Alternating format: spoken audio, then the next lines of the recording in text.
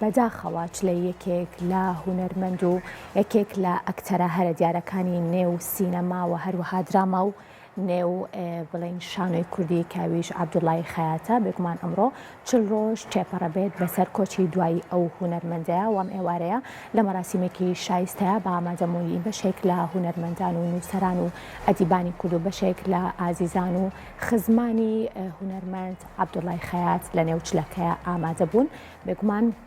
عەبدوڵڵای خەیات وەکو زانین یەکێکە لە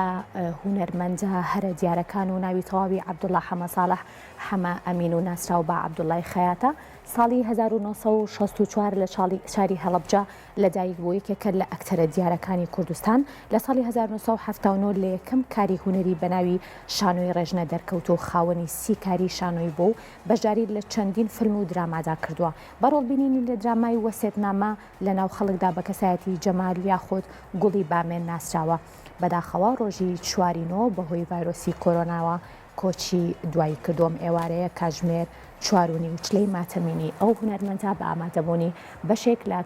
کەسایەتیە دیارەکانی شار بەڕێوە چوو.